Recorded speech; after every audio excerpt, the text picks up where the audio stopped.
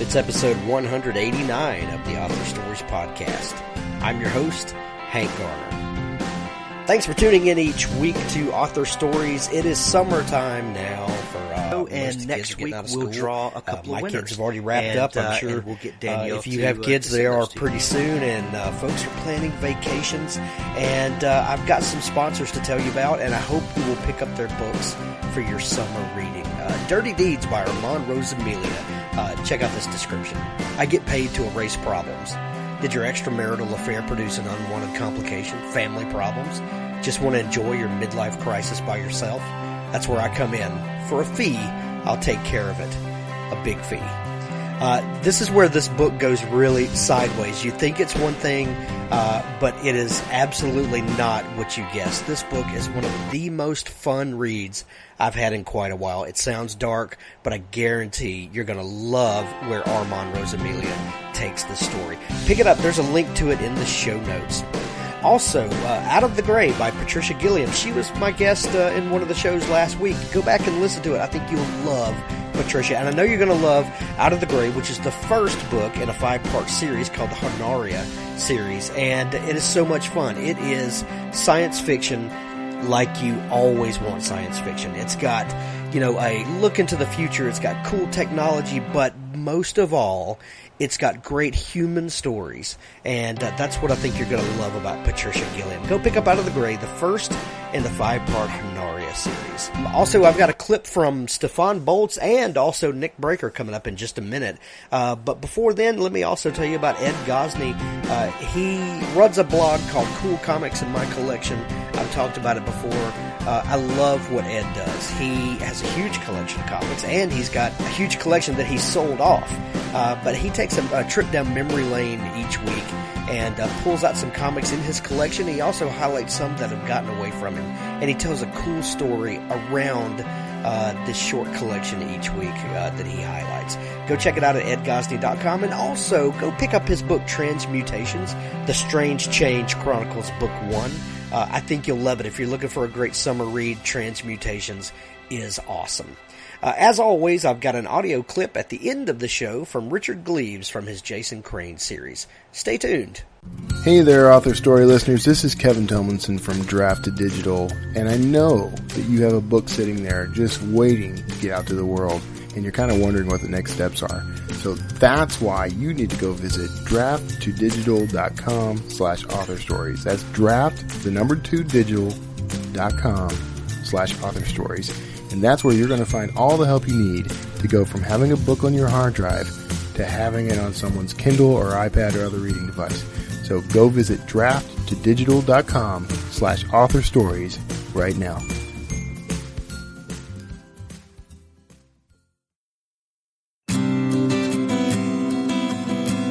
Six String, the new book by Stefan Boltz.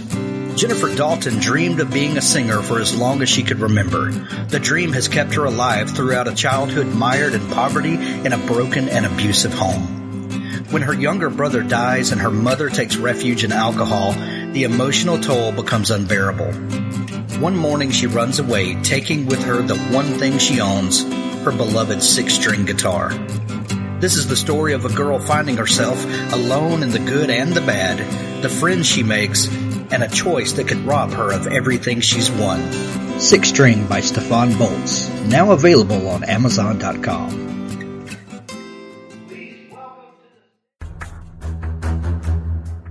A thirst for revenge sends one man on a deadly journey through the galaxy in the adrenaline-pumping new novel, Galactic Satori Chronicles.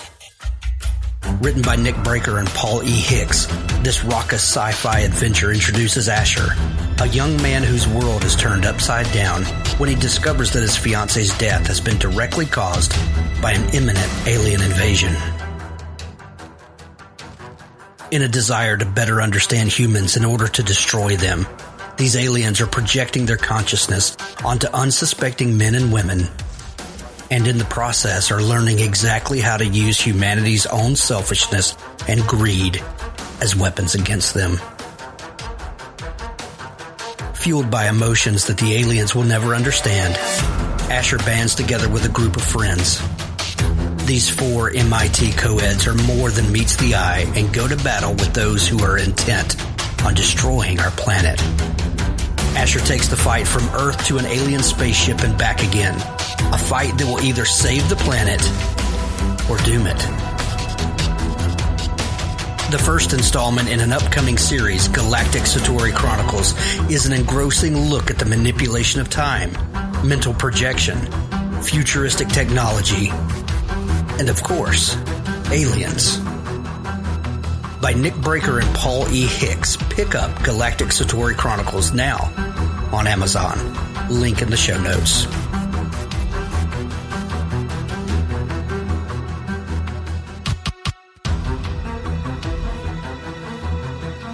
Well, thanks for joining me again for the Author Stories podcast, where I bring you the story behind the stories and the storytellers.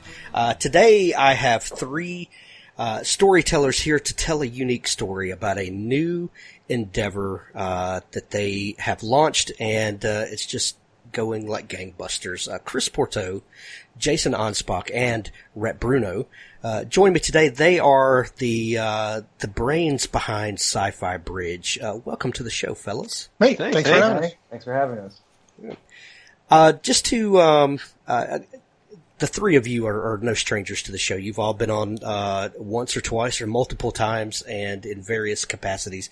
But for our new listeners out there, I'd like for each of you to just introduce yourself. Tell us a little bit about what got you into writing and what is new with you. Let's start with you, Chris. Chris, you've been on the show a number of times. One of my very best friends in the whole wide world. Welcome to the show. Hey, thanks for having me, man. So I'm Chris Pourteau. I'm an independent author. I've been publishing for 3 or 4 years now, I guess. Mainly sci-fi, apocalyptic fiction. My problem is I don't have a designated genre, so I write whatever I want to, which is horrible for trying to get a specific audience to like your stuff. Anyway, that's my background. Awesome. Jason. How about you? Yeah, so Jason Anspach, and I'm like Chris a little bit. I'm a sci-fi author. I write science fiction at galacticoutlaws.com. So Galaxy's Edge is the name of the sci-fi series I write. And I always planned on being a sci-fi writer, but then I led off with a humorous detective noir historical ghost mystery series and got... Which is fantastic. Oh, thank you. I think it's probably the best thing ever. But... I did that and then totally got sidetracked from sci-fi, but thanks in large part to Rhett and Chris, I'm refocusing on what I kind of set out to do when I started writing a few years ago. Awesome. Rhett Bruno, introduce everybody to you and what are you working on? Yeah, so great to be here. I'm Rhett Bruno, author named Rhett C. Bruno. I'm the traditional author in the group. So I'm published with Diversion Books and Random House Hydra, and also pretty much only writing science fiction right now, and like Chris, don't really have a specific subgenre. So I run into those same problems. My work seems to, blend between different subgenres, and ever since Sci-Fi Bridge, kind of been focused on trying to put out more and even looking into the indie side of things a little bit. Great.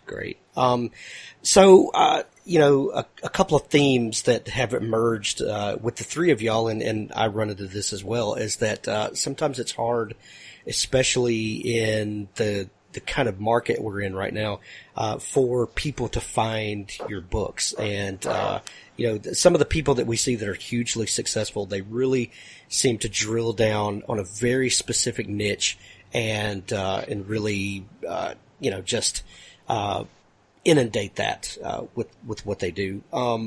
But you guys came up with this idea to help people that maybe are not having as much success as they want to have in finding readers. And where did this idea for Sci-Fi Bridge come from? So basically from a random conversation between me and Chris, just complaining about books and publishing and stuff. And we were just like, well, what if we took it into our own hands and kind of brought together a bunch of authors and all work together, to try to bring readers science fiction they might otherwise not know of. And instead of worrying about who's indie and who's traditional, we just throw all that stuff out and just worry about good science fiction. Yep, that about sums it up. Yeah, and then at some point they brought me into it. You guys were already like deep in conversation, and then I just got added to a thread, and it was 100 miles an hour. Yeah, Chris was like, well, Jason tried to start something like this. I was like, all right, let's bring him in. And we were like halfway into talking. And yeah, let's learn from his mistakes. Yeah, exactly. And then a document got formed, emails got formed, and we listed out like 18 million different agendas until we finally focused on what we could actually do. And speaking for myself, it's taking it into our own hands was both sort of an ambitious thing. I mean, a visionary thing. I don't mean that to sound the way it probably sounds. What I mean is like we can't rely on other people to sell our stuff for us. I mean, there's a whole industry out there that's devoted to doing that for independent and traditionally published authors. I mean, traditionally published authors, in theory, can rely on the publisher to do all that stuff for them, right? and Rhett can certainly speak to whether, how effective that is. But independently published authors, there are so many options out there, and some of them are legit, and many of them aren't. And all of them cost money. And some of them are so exclusive you can't even get into them because they're too busy, catering to the USA Today bestsellers, which is fine. We all aspire to that level, But for those of us who aren't quite at that level yet, it's really hard to get stuff in front of people. So That's kind of what we were motivated by. And I think the three of us fall into the same problem where we don't focus on a subgenre, and we're all like sort of not writing to make a living because we have other jobs. We're doing it more for the art, and you wind up, you might write something that's amazing, but unless you could get it in front of readers, no one will ever know. And that's the kind of science fiction we feel we're starting to bring in. Yeah, and frankly, my mother can't afford to buy any more of my books, so I've got to branch out, man. I've got to branch out. Oh, well, before we talk much more about the solution, let's talk about the problem for just a minute. For indie authors, especially, and Rhett, you can speak to this as well, because the more I hear, traditionally published authors are really in the same boat. What is the problem with getting your book out to an audience? I think a lot of people believe that if they have this great idea and they write a good book and they really present it well and they got a good cover and they've done their editing and it's a good product, that an audience will just find it. Is that the case? No, and actually, it's really never been the case, right? I mean, you look at how long it took Tolkien to get hot. It's not as if The Lord of the Rings and The Hobbit came out and everybody was just doing backflips. I think it took 30 years, didn't it? Right, yeah. So, I mean, I always point to him as just proof positive that you can have really one of the greatest books of all time, and that doesn't get you anything, even if it's traditionally published. So that's just not the way the market has ever worked, and even more so now that there are so many authors competing for reads. Yeah, absolutely. Right. I mean, there's so many authors, it almost inundates it, and I see a lot of the problem is a lot of people aren't even focused. I saw a great post from a good author today on just a Facebook group I follow, where he was saying how all he sees from new authors is people posting how they could improve their blurb and their cover and all the stuff that sells the books. And he did a whole post like, you guys should think more about what's inside of them, because it's almost been forgotten. In selling a book, you could write almost anything, put an awesome cover on it, have a snappy blurb, and be able to drive Amazon sales. It doesn't necessarily mean that it's a great book. And, I think there's just so much out there. It's tough to get anything seen. Yeah, and like Brett said, or I just called you Brett, like the hitman. Like Rhett said, we are kind of artists. I don't think we're nose up in the air artists, but we all appreciate the craft of writing and we love the genre. And as readers, it's frustrating because you have a hard time finding really quality science fiction books, and that's due to the indie revolution, right? Like, it's great that gatekeepers were torn down, because those gatekeepers honestly were making mistakes left and right. They were saying people don't want to read this or that, and people did want to read that. So now we're at a place where you can write whatever you want to write, But because there are no gatekeepers, the market's absolutely flooded. And so from a reader's perspective, one of the things we try to do with Sci-Fi Bridge is not be a gatekeeper in the sense of keeping people out, but being the type that can say, hey, if you're like us and you love good writing and you love the craft of writing, you just love a well put together story, and you happen to really appreciate science fiction, you're going to want to be part of the Sci-Fi Bridge crew, because that's just we're entirely focused on, and we're driving them to, new authors that don't have a big audience, but also some really big authors that, frankly, don't need us, but they appreciate the art, they appreciate the book, and they want to get out there with us. Yeah, and I think that that recruiting process of just reaching out to all these authors was kind of crazy for us. And when we just had this random idea and reached out to a whole bunch of people, the response was great. And all of a sudden we were looking at like dozens and dozens of authors who wanted to be a part of it. And it was really cool and exciting at getting this whole thing started off. So what is the idea? Like, what is it that you guys are pooling together? Chris, you should answer this. Well, so the first thing is we basically serve two constituencies. The first constituency is our subscribers to Sci-Fi Bridge. We want to present to them the best science fiction we can at the best price we can. Every single one of us would prefer to pay 99 cents for a novel instead of $9.99 for a novel. All of us would also rather be paid $9.99 to write a novel, to sell a novel, than to sell it for 99 cents. So, we have that tension where we want to provide great deals on great fiction, sci-fi, science fiction, to subscribers. So that's one constituency. But the other constituency is other authors like ourselves, who are trying to make a living, trying to get their name out there, trying to increase their newsletter membership. And so, we're trying to serve both of those audiences at the same time.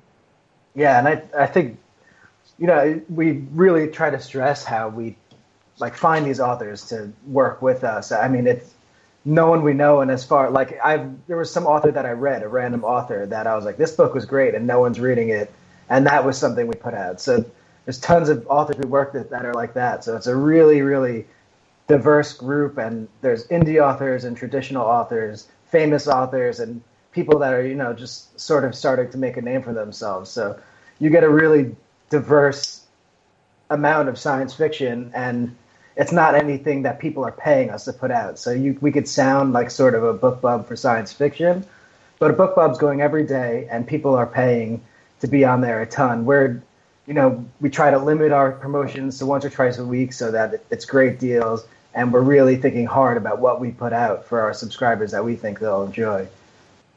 Yeah, and, tagging up with that, traditionally published authors, they don't have the ability to say, hey, I'm going to launch at 99 cents. Yeah. And so we don't want to just be, the science fiction BookBub. I think BookBub already does it pretty well. What we want to be is someone that delivers really good content. So like BookBub, hey, if you've got the money, we've got the space. With what we send out, it's a bit different. And the reality is, maybe it'll be a 99-cent deal, but maybe it's just going to be a new series by a really talented author, and they're going to ask you to pay full price because that's where their publisher is listing it. But the series is so good, and the concept is so good, and the writing is so good that our list and our subscribers, they're willing to sign on. They're willing to say, hey, I'll drop full price on this because I love this type of a story. And so we see that too. Well, yeah. and we're to a point now where because those a lot of those traditional gatekeepers have been pulled down, and the indie revolution happened, and everybody can publish. Prices, you're talking about, if someone puts a book up at full price, we're still only talking $2.99, $3.99, $5.99, usually kind of on the high end. We're really spoiled as readers right now. Yeah, and you wouldn't imagine the emails I get, because I'm traditional, so I have to launch at full price, and subscribers will email saying can I buy it for 99 cents? And so no one, we've been so spoiled by the 99 cent and the free deals. It can be tough, especially launching at full price, and I know that probably better than anyone in this group, because I sort of get forced always to launch at full price, which marketing wise makes no sense to me. But being with a publisher, they don't want to sell for any cheaper than they need to. Right. Well, yeah, and I think traditional publishing, the kind of the word on the street about this, and Rhett can maybe speak to this better than I can, but they're launching their ebooks at $9.99 because they're trying to prop up their flagging paperback sales, which they're used to getting $9.99 for paperbacks. So they still got a payroll they have to pay out. They still have overhead they have to cover. And I think that's why that's happening. But yeah, they're being tremendously undersold by the indie community, in some cases in a better way, in some cases not. I mean, when you open the floodgates, that doesn't mean that if you had 3 authors before, now you have 100, just putting a number on it. That doesn't mean 99 of those authors are good writers. It means that 100 authors are publishing. Right. Yeah. So, I mean, there's trade-offs, right? Yeah, and I think the $9.99 thing is interesting because I'm like with the smaller press. So even Random House, I'm with one of their smaller imprints. So my books are never sold for that. That's the Del Rey and the Tour. And they're able to sell for that price because they can. And people still buy it for that price from those publishers. But for the traditional authors like me who are with these smaller size presses, we sort of now have wound up just wandering in the middle where our books are getting priced at $5. So we're in between those top imprints where the publisher's really pushing your books and independents who are able to launch with special deals and take over the Amazon algorithms and stuff. So we've kind of gotten stuck, and I know some other authors that are traditional in the same level as I am, where we've gotten stuck in this sort of pricing hole where, we can't really do much ourselves to market our books because of the price, but the publisher isn't making enough money off of that price to push it really hard. That's the pricing thing is really weird right now because I'll a lot of times buy Kindle versions of books when they come out and wait till I can get a deal on it, and then go to my big box bookstore in town, who always way over orders hardbacks. And I know if I wait a couple of months, I can buy a hardback that's been discounted to $5.99. And I've got a whole shelf full of 700-800 page books that are I bought for $5 at the big store and then read it on my Kindle. And I think the publishers are still trying to figure out what the heck has happened over the last 10 years. Yeah, definitely. Mm-hmm. Yeah. So it sounds like you guys are curating a list, so to speak. So because the floodgates have opened, and because there are so many people publishing, and there's so many books coming out every day, the problem then becomes, if I'm a reader, how do I find anything that I want to read? I think the readers have the same problem that we as writers have. We're worried about how we get something out to them, and they're just being inundated. And how do I tell if something is what I like, and then is it going to be worth my time and my money? And it sounds like you guys are kind of taking a position where we're going to sift through this, and we're going to find the best books that really kind of shine out of this group, and we're going to shine a light on those to the readers. Is that what's going on? No one wants to reply. Everyone's afraid Jason? of that question. Yeah. No, it is. And not to the extent of the three of us are sitting down and forming our own book club. Right. And saying, I didn't find the thematic elements were quite there to make the list. But the imagery was superb. The imagery was superb. Oh yes. But we are looking for, because the reality is this is all subjective. But we're focusing on science fiction, and really just looking at real science fiction. Science fiction gets used a lot as a term, right? There's a lot of things that take on the sci-fi mantle that really aren't, and so we're really focusing on pew pew and starships and exploration, hard sci-fi, space opera, military sci-fi, and that seems to be what our subscribers like. Although you guys can throw in with any other genres, but what we are looking for is something that has a good track record when it goes out. Either an author that has built a following and they've got thousands of people that are buying their books on day one. And so we're saying, hey, have you heard about this person? Have you heard about her?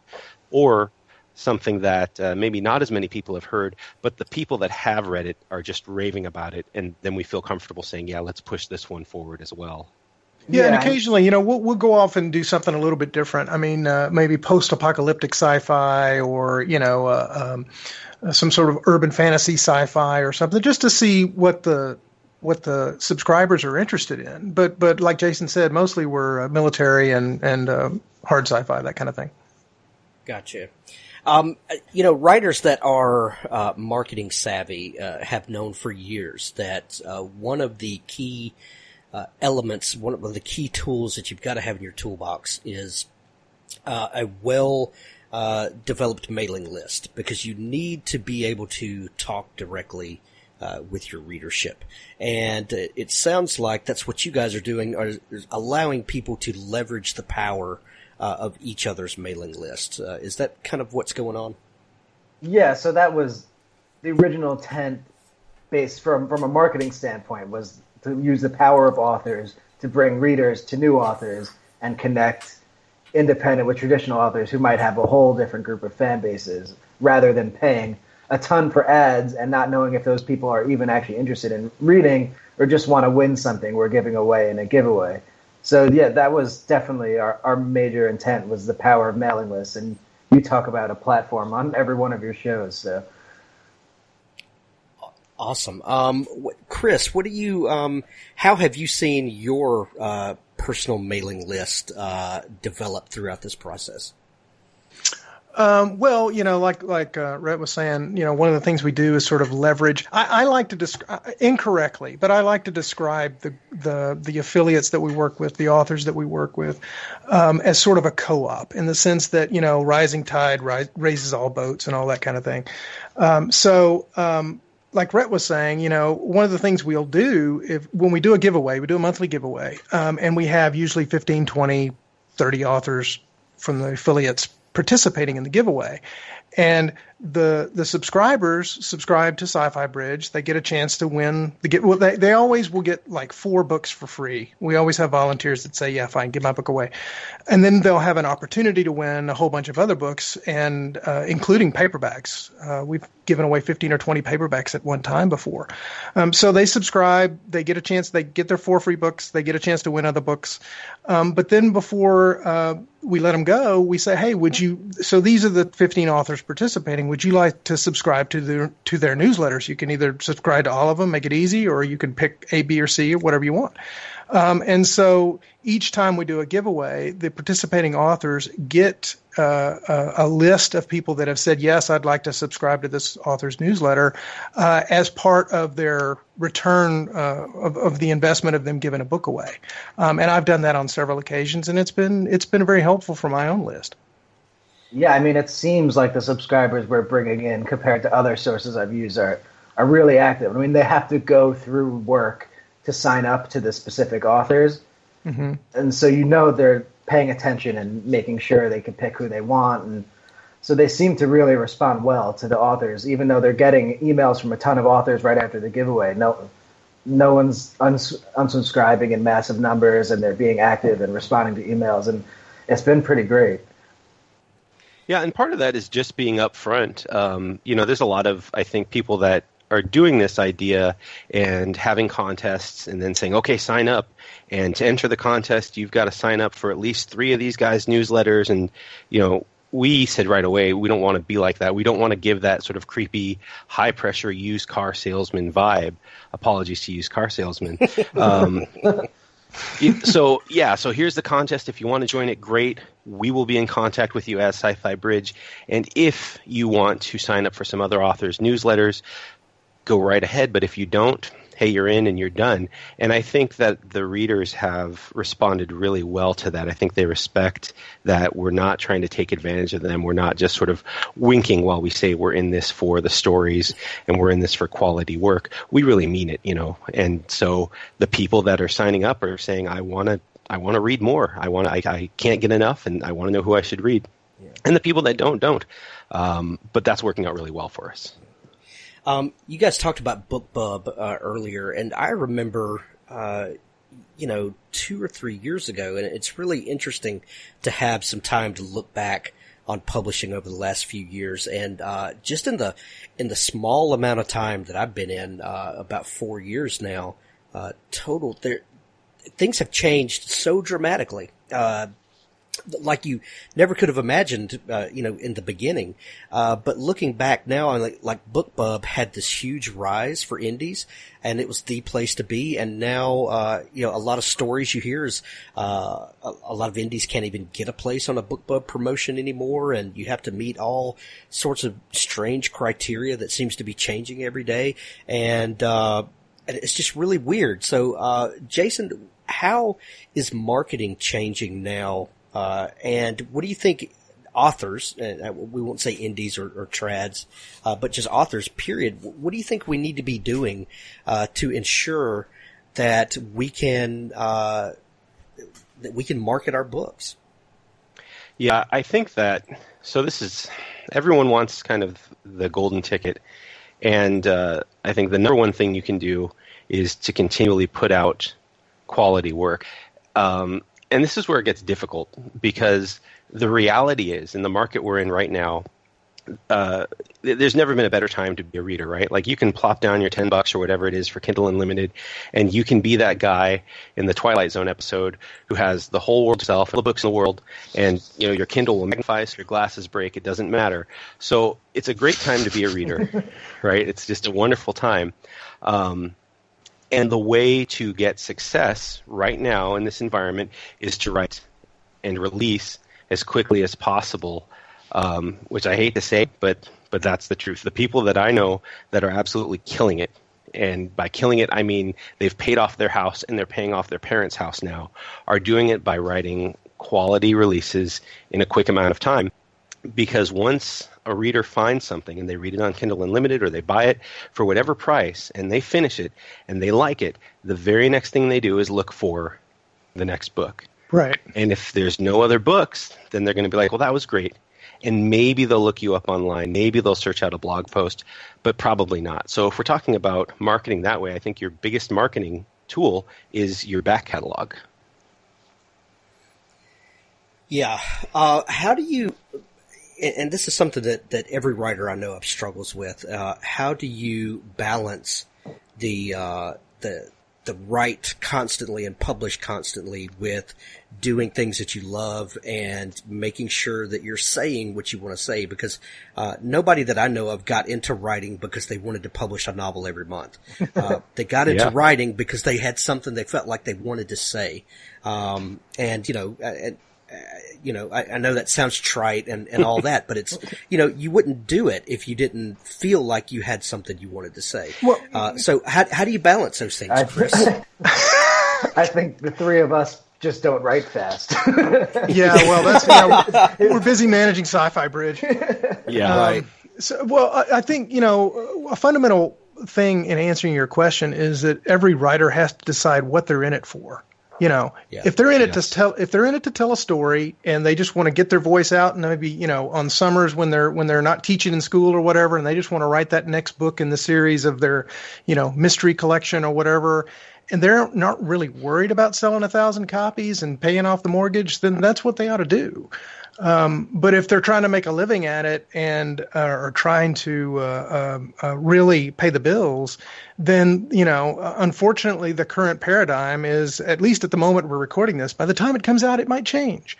True. Knocking out a new book every 90 days, which just sounds like drudgery to me. You can either write really fast and do that, or you get lucky and write The Martian. Right. Yeah. Right. Exactly. Yeah. Yeah. But then you after you write The Martian, then you have Artemis, the new book about to come out, and everyone is staring at you, wondering if it's going to be a success or a flop. So that comes with its own set of. Yeah, but I'm sure he has some pretty solid editors working with him now. Since I'm sure. You end up like Stu from Writer's Block there. So you like that? You like that suck up comment? I like that. That's deep cuts right there. That's deep cuts. So with marketing in general, though, and this is what a lot of people miss, they think that what marketing means is advertising, or it means shouting on social media, hey, here's my book, isn't it so great? But marketing properly defined is much more cerebral than that. You've got a message that you want to get across, and the whole idea of marketing is you have a target audience that you're trying to reach. And so then what you're doing is you're experimenting with the best ways to reach that target audience.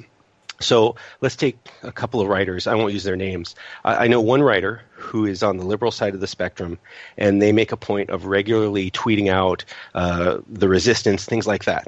Like that, they're clearly trying to market to a group of readers who are going to associate on political grounds. And there's nothing wrong with that, provided that your product is going to fit their interest, and provided that you know that that's what you're doing. And then there's authors on the other side of the spectrum that are essentially doing the same thing and writing about the idea of being censored by big publishing or whatever it might be. But these are actual marketing strategies where they're saying, I have this product, it's going to appeal to this type of a person, and the way I'm going to reach this type of a person is by doing these things. So that's marketing in a nutshell. So you have to not only have your goals, like Chris said, but you also have to know what you're doing. And saying, hey, I got a book, buy it, or posting on Instagram inspirational quotes about writing and hashtag am writing, hashtag am editing. That's not marketing. Yeah, and I think that's why the mailing list has become such a power tool, because there's no better way to directly connect with readers. And it's not like a website where maybe you have your email listed. Like, they can respond right to the mailing list, tell you what they think, ask you questions. And I think it's just become such a powerful tool. And all of us saw that, and that was sort of the impetus for creating this group and trying to put together a super list of science fiction fans that we could connect directly with. Yeah, and one of the things that we're going to do, remember I mentioned we had two different constituencies, the subscribers to Sci-Fi Bridge and then the affiliate authors we work with. One of the things, we're about 3 months into this. We started this in February. It kind of took off, and it's been going really well. At the 6-month mark, what we want to do is survey the subscribers, excuse me, and see what they think we could be doing better, and also talk to our affiliate authors and get some ideas for how we can be better representing them. Yeah, I think that's going to be really great to hear. And, maybe our readers will want us to do like our own podcast focused only on science fiction or stuff. Like right now, we could expand to other services that we have just on the back burner, have thought of, and it'll be great to be able to directly connect with readers and hear what they want to say. Whereas, if you're with a book bub, you can't email them anything. They probably get, considering how many emails we get per promo based on the size of our list to their 4 million person list, I'd imagine that they just have a junk folder filled with complaints. Right. Well, I remember, I guess it was a year and a half ago. I don't remember exactly when it was, but an author who's a friend of ours, and I think he's a friend of all three of ours, launched a new book, and he was really depending on a book bub for his launch, and they kind of rewrote his blurb and put his book in a different genre than he intended for it to be, and it did not have the impact that he was hoping for, and it was kind of disastrous, and it just so with a situation like that, you're taking all of the things that all the best laid plans of mice and men and handing that to another entity, and they're going to do with it what they will, and there's kind of no recourse to that, and that's kind of the opposite of the indie mentality of being in control of your marketing and all of that. Yeah, for sure. I've done 2 book clubs actually, so I could definitely speak to that. You submit, they accept you, they write your blurb based on only having read the first 25 pages of your book. They handwrite it, and they'll look at your description, some reviews, and what they read, and kind of write it. And I think the first time I did it, the blurb was kind of not really accurate. It still sold really well, like all their promos do, but, it kind of didn't really fit the story at all. But you don't have control of that when you're with them. Right. That's awful. So we all agree that having a direct connection with your readership is crucial. Having that list and having a great way to grow your list with something like Sci-Fi Bridge is crucial. Now, an author has grown their list. What do they do with it? How do you communicate effectively with your readership without them interpreting you as spam, or you can maybe more than that. How do you engage them to kind of work on your behalf? So there's a lot of practice and theory on this, but one, you have to identify yourself as trustworthy, and you have to be able to do that pretty quickly. And the best way to do that is to say you're going to do something and then do it. So if you get people signing up on your list, and you say, "Hey, thanks for joining," maybe you do an incentive and you say, "Here's a free book." You give them the free book. And you make a point of saying, "Here's the free book that I offered you, and I'll contact you in a couple weeks to see how you like it." And then you follow up with that, and you actually start building up a relationship. And, this is really easy to do. MailChimp now does automation for free. It used to be a pay feature, but now it's for free. So you start doing things like that. But you have to know what your content is and why people are on your list in the first place, which is tricky for people like Chris and myself and Rhett and really you too, Hank, because is someone on my list because they like me on the Dungeons and Dragons show? Or are they on my list because they like Till Death? Or are they on my list because they like Galaxy's Edge? And so you have to start curating your membership list. If you're going to keep a combined list and not have pen names, you have to start curating and figure out, why did they join up? What are they looking for? And the best way to do that is just to track your opens and tailor your messages, your contests, whatever you're doing, in such a way that it's going to be very clear to you by your responses and by your click-throughs who's signed up for what. And I've got examples up the yin-yang, but I'll let other people talk besides me. Yeah, I just started really segmenting my list and sort of have now segmented out, like, the elite fans, I'll call them, like, made them sign up for the secondary list in my list, and these are the people that are emailing me and I email with. And unlike Jason, I actually don't automate. I don't know why. I don't do that in any program. So I personally reach out to anyone that has ever talked to me, which takes a really long time. It's a good way. It's a good way to build a reviewers list, and that's sort of what I've been working on getting people to review. And it's been working. I'm releasing a new book soon, and just by doing that and really owning in on the biggest fans, I had, I think, 70 people pre-order the book so that their review would be verified rather than accepting a free copy, which nice, which was really cool. Yeah, and that's a great strategy, by the way. And when you build those super fans like you're talking about, most of the time they're happy to do that if you just ask. Yeah, and that's a lot of people don't ask, and they'll just give everything away for free. And I was nervous about doing it, and I was like, well, I don't really want to give this away for free since it's launching at a cheap price anyway. So Would you guys pre-order it, and then if you show me that you pre-ordered it, I'll send you a copy of the book way before anyone else could read it.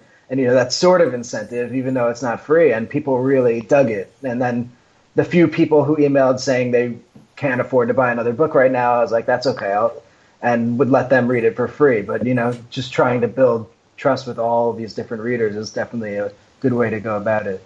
Yeah, and this is a good point to talk about. One of the things the indie revolution has done, when I was growing up and reading and, in college, that way back when. Candlelight. Yeah, that's right. Uphill both ways.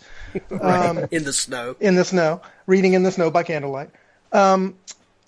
Authors were these famous names who lived way away, who wrote books on typewriters, and you just went to the bookstore on a Friday evening and hoped you could find the next one. And they were like movie stars, but with a typewriter, Mm-hmm. Whereas now, and almost the marketing model that Jason and Rhett are talking about kind of demands it. You're just another guy. The author's just another guy, kind of like you, or woman like you, Hank, woman. But just another regular the bearded Joe, lady in the circus, right? Just another regular Joe or Jane who happens to write, and you reach out and they email back, and you're like, whoa, he emailed me back or she emailed me back. It's just a whole different culture from what it used to be. Yeah, and I think that's something that I, coming through traditional, didn't realize for so long. I didn't really know anyone and kind of was relying on a publisher to do something. And what I found, unless you're with one of those top imprints who are going to pay a ton of money to push your book, and then you don't really have to interact with fans because it's going to sell on its own, you have to. Otherwise, no one's going to be able to find you. How would they? There's like 1 million science fiction books published on Amazon at any given time. Right. Yeah, no, that's true. And that's something that's important to keep in mind.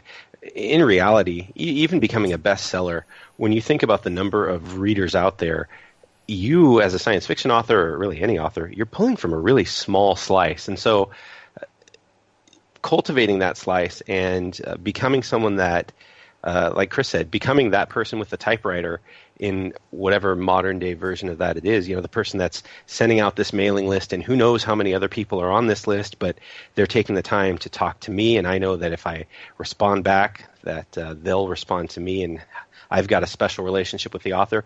Honestly, a lot of readers are just looking for that, I've found. Yeah, just looking for for someone to listen to them, looking for someone that can talk to them about the things they're passionate about. And it's a blessing that one of the things that they're passionate about are your books. I mean, I think just authors should never take that for granted, whether your list is 10 people or 20,000 people. They are passionate enough about your books that they take time out of their day to say, if you have something to say, I want to hear you out on it. That's huge. And so, of course, you should be working to cultivate that relationship and make them feel like we all felt when you'd go to a book signing and the guy would or the gal would, smile up at you and write your name and say, oh, yeah, well, hope you enjoy this one, or chat with you about the characters. I mean, that was a cool feeling. I remember when I met Timothy Zahn and got my copy of The Last Command signed. He was just such a nice guy. And I'm sitting there thinking, holy cow, this is Timothy Zahn. And we're talking about Thrawn together, and he's laughing at my jokes, and man, that doesn't go away. He's a classic guy. I met him actually at New York Comic Con this year at an event, and he was there. He didn't speak to anyone. He was writing at the event in a notepad with a beer in the corner. And you say hi to him, and he's really gracious, and he'll shake your hand. But he kind of was there for an hour writing, and then he just left, which is great. Yeah, totally. I did my time. I'm out of here. But I think that's for any aspiring authors listening. I think it's an interesting thing because you go. I know a lot of authors who are traditional, like I am, and they're at the point, and it's a lot of the people we've reached out to at Sci-Fi Bridge where they don't have a list at all because no one has ever really told them to have a list. If they have an agent, he doesn't expect them to have a list, and the publishers just expect you to sell. And if you don't, they blame you, and it's you're sort of like, well, what could I do to sell? And I think that's the thing. If you're going to aim for a publisher, aim for a top for the guys who could really help you. And otherwise, you're going to need to do marketing on your own. You're going to need to connect with fans and do all the stuff that independent authors do. Mm-hmm. Yeah. How important is social media now? Does an author need to be on Facebook all the time? And if so, what things are working to help authors? Well, I'll say, I don't think they need to be on all the time, but I was sitting here thinking as y'all were talking, maybe the most intimate relationship you have with another human being that you never ever meet or maybe even talk to is with a writer. Because, the writer puts their voice on the page and their characters and their what they're writing about, and the reader brings interpretation to that. And when you think about it, that's a really, it's all done inside, right? Nobody walks around the street reading out loud. You're sitting in your chair by candlelight when it's snowing outside. And engaging with the writer through the characters and the story that they're telling. And that's really an intimate relationship when you think about it with somebody you may never meet. So back to your question about social media, and our larger point earlier about developing this relationship between writers and readers, I think it's a useful tool for that. I think it can be kitschy really, really fast. I've seen some strategies lately where you see some authors just posting like random questions, obviously looking for engagement with the people that follow them. And I'm just like, that just has no appeal to me either as a writer or a reader whatsoever, doing that kind of exercise, because that's what it seems to be. It doesn't strike me as genuine. I'm not saying the person's not being genuine when they do it. But it's just not, it's not asking me about my day. It's not asking me if my dog is better because she was sick last week. It doesn't appeal to me. So I think it can be useful, but it can also be very kitschy very fast. Yeah, I think it's good to be accessible. I think that's the main thing it gets you. And from what I've seen lately, I think Facebook definitely helps you be that more so than Twitter. I don't really see much response on Twitter at all, but at least in Facebook, you get these threads, and you could actually start a conversation with fans and other authors pretty easily, which I think helps people see you as a real person and not just a guy at a computer. Yeah, I think you're right. I think it's accessibility, but the thing about it is it's easy to sort of get likes, and you get a like, you get a little spike. It's like exercise, right? Like it's a little spike of the feel good, but it doesn't really translate. Endorphin rush. Yeah, exactly. But the reality is it doesn't translate to anything, right? So I could write something and get 500 retweets, which I've never gotten 500 retweets before. But you could do that, and that's not going to make anybody buy your book. And when you release your book, that's not going to make them, even know it's there. The thing to remember about social media is it's a tool, but it's also somebody else's platform. And so Facebook is using it to make money, and Twitter is trying to figure out how to make money. But the point is, that's what it's there for. And so, if you're of this mindset that you're going to just kind of go friend collecting, and then you're going to post a link that says buy my book, no, that is going to get buried, because Facebook makes money by making you pay for that to get out there. And they know the difference. I don't even, post my blog to Facebook that much anymore, because it just gets buried, because they want you to pay for that. Mm-hmm. They know when you're self-promoting. So if you're an author and you're looking at social media as a way of reaching people, don't. When people start reading your book from another source, that's when you're going to start adding a ton of friends, and that's when all of a sudden people that you don't know are going to be commenting on whatever post or inane thing you put up. And, honestly, I know some authors that kind of wish that they hadn't have done that, and wish that they could have their old social media where they could have conversations, because now they can't even mention a donut without 80 people. Donuts? Yeah, exactly. Exactly. So, well, I did a little experiment a week or two ago. My kids and I were talking. We were talking about how cynical social media can be, and so you're talking about these people that post these inane questions and stuff. I posted a series of those inane questions, and I did them. I did some A/B testing. I would do one that elicited a positive response, and then the next day I did one that elicited a negative response. And I did that over 2 or 3 sets of days. Like one was, what's your favorite movie ever? And then the next day I would do, what's the most overrated movie ever? And the things that elicited a negative response by far got 2 to 3 times as many responses as the ones that elicit a positive response. And, so my kids and I, we watched that and we laughed about it and had our own little family discussion about it. But yeah, I mean, interpret that how you want to about if you're depending on social media, to sell all your stuff, because it's not going to happen that way. People will go there looking for controversy, and to connect with people, but it's to have more meaningful conversation instead of just, hey, let me go let someone hit me in the face over and over again to buy their book. It's probably not going to happen. And let me just give any aspiring authors out there just one piece of advice.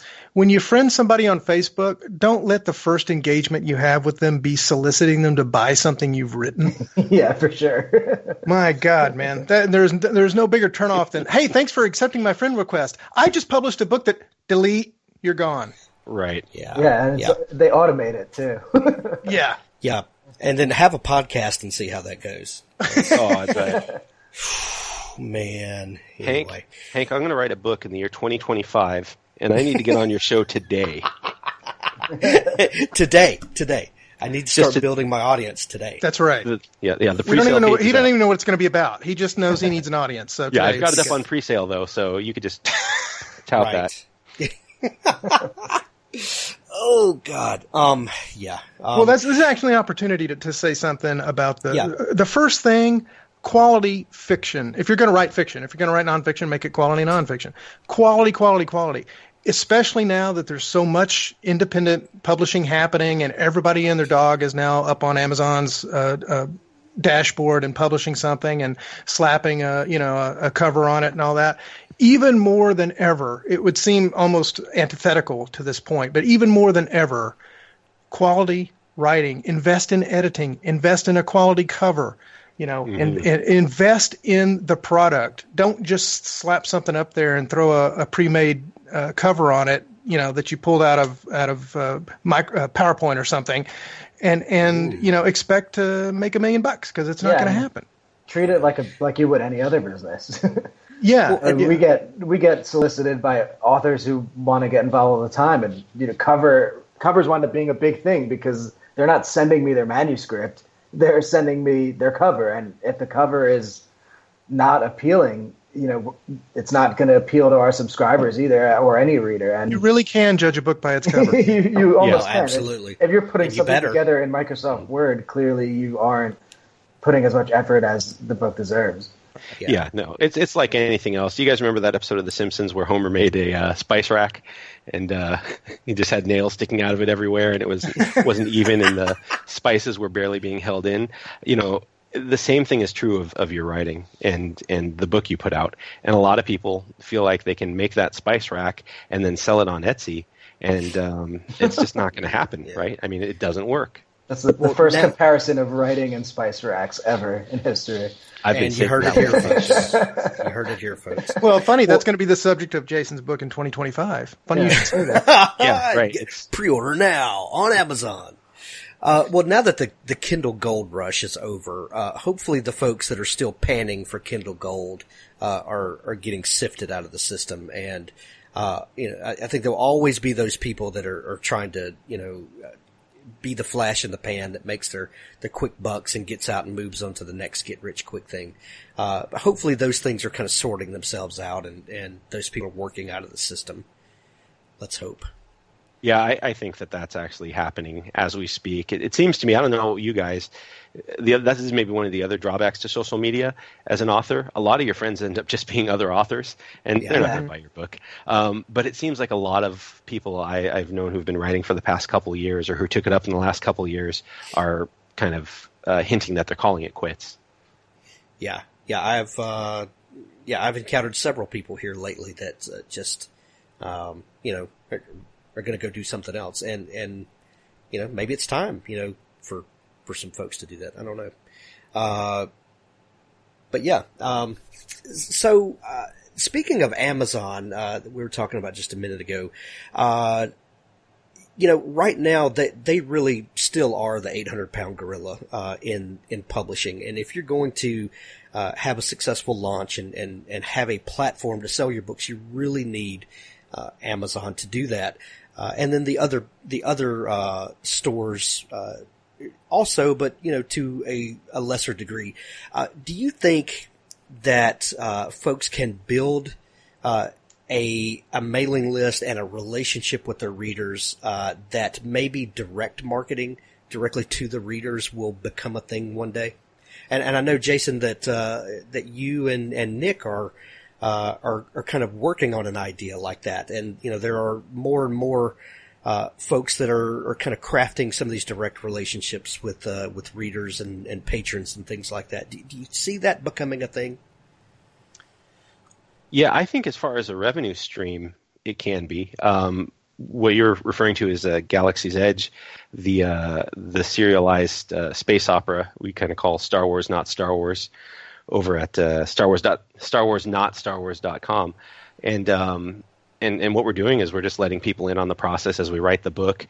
They're seeing chapters, in their polished state right before they go to our editor, and then just signing up for extra books and access. So I think that there's potential there, but it takes the same refrain we've been giving, right? Like, it has to be quality. Even your not yet edited stuff has to be a high enough quality that people aren't going to shake their heads at what you're giving them. Yeah, and just to make the point I made earlier, today when everybody is publishing anything they want to, it's even more important to distinguish yourself from the herd, and that means quality. Quality cover, quality content, editing, all those things. Gotcha. So the joint venture you guys are in is called Sci-Fi Bridge. Where can people find it? So www.scifibridge.com. We keep it simple. If you hyphen or no hyphen, it'll take you to the same place.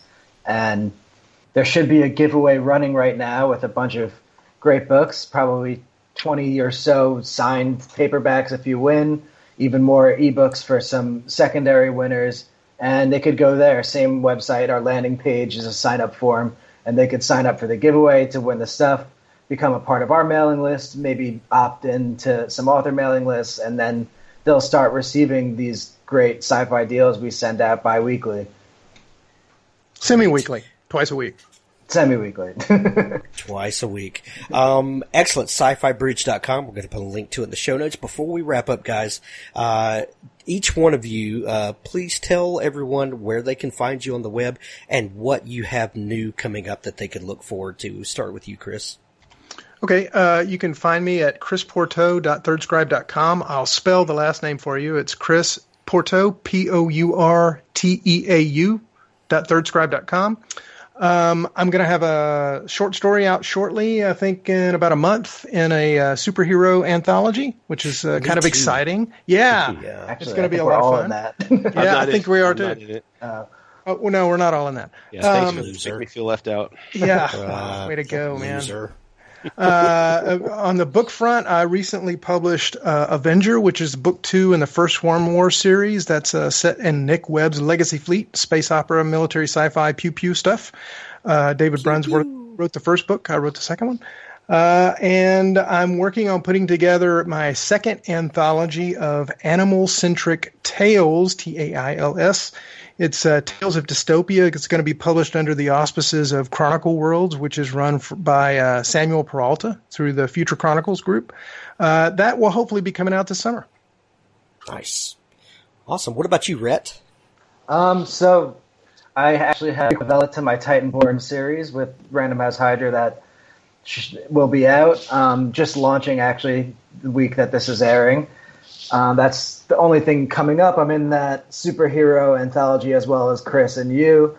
We have our own, actually, Sci-Fi Bridge has been putting out anthologies, which are sort of samplers to get great stories from some of the authors we work with. And the second volume of our At the Helm series will be coming out actually 3 days after my novella, so it'll be a pretty busy month. And actually, by the time this airs, I think it will be out, right? Yeah, it should be. May 18th, that'll be out. And then I have some other stuff that's, sitting in submission and isn't coming out. So I don't know anything in the future yet. Gotcha. All right. Jason, how about you? Well, so jasonanspach.com is my website. The Star Wars movies might come out in December, but we are capturing that old summer feel with Galaxy's Edge. And so we're going to be releasing Galactic Outlaws, which is the book that Nick Cole and I are co-writing here this summer. My next book is going to be early June, and that's Galaxy's Edge. It's a book called Legionnaire. You kind of think Generation Kill meets Stormtroopers. And, bringing it full circle, if you go to scifibridge.com and you sign up for the contest and get on the mailing list, then you are going to be told through one of our spotlights when Legionnaire comes out. So I think that about says it right there, right? Do you need any more incentive than that? Yes. None whatsoever. And Rhett, Jason, and Chris, thank you guys for coming on the show. Sure, thanks for having us, man. Yeah, as always, thanks, Hank. Thank you for having us. Also, I'm rhettbruno.com. I probably forgot to mention the most important part. You probably did. We'll put links to it all in the show notes. Thanks, guys. Thanks for listening. Now stay tuned for an audio clip from Richard Glebes. Find a link in the show notes. Didn't your dad teach you not to trespass? Yeah. Sorry, I'll go. Joey stepped forward, but Hedwig remained motionless, blocking the only exit. No. Someone needs to learn a lesson about respecting other people's property. Joey felt unnerved and panicky. Please, Hedwig. Mr. Van Brunt. Please, Mr. Van Brunt. May I go now? Please? Not such a smart-ass now, are you? That's where I bring you the story behind the stories and the storytellers. Today, I'm really excited to have April. World. But you have no idea. No idea where your food comes from. What your parents have to go through to put clothes on your back. Humiliating jobs, long hours, going gray. to provide for you. What are you talking about? Life. Real life. You think it's easy, don't you? Don't you? Those stupid adults doing their stupid adult things while you play all day. Well, it's hard. You hear me? It's hard. Joey's breath caught. He knew what Hedwig was capable of. What did you do to Jason? Nothing. Where is he then?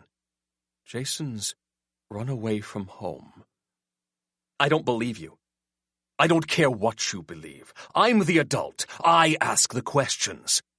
What did you do to my son? To Zeph? Is Zeph okay? No, he's not. Zeph is not okay. And it was you, wasn't it? You're the one who did it. Who did what? Who twisted his mind. I haven't done anything to Zeph. Man. Do you still have that postcard? Hedwig raised a hand, and a fireball blossomed there. Joey had never seen Hedwig's gift before. The man held a piece of hell. His face looked like something carved from driftwood, full of cracks and crevices. His eyes were shadowed and vacant, but glittering with flame, like knotholes full of fireflies. Yeah, someone's mind had twisted, but not Zeph's. Hedwig's gone batshit. Hedwig passed the fireball from one hand to the other. Did Zeph send you for his things? I know you know where he is. He said he was in love with you. Oh, man. Hedwig made it sound as if Zeph oh, that's had confessed horrible. to murder. Yeah, I'm in South Mississippi, and I don't know. Hedwig broke into a wide grin. Well, we can find out, can't we? He's a Pynchon, right? A Pynchon would know. Know what? You're not making sense. It's their gift. The Pynchon gift. My son's a Pynchon, like his whore of a mother. And Pynchons are telepaths. They always know when the people they love are in danger. Joey's eyes had gone wide. He blinked, trying to process the information. Zeph had a gift? For sure? They have a psychic alarm. If you hurt someone they love, they come running. He raised the fireball. So let's find out. Let's find out if Zeph really loves you. Let's see if he's a fag or not. I know he's not. You'll see. He won't feel a thing when I do it. When you do what? When I burn you black. Joey went cold. Hedwig meant it.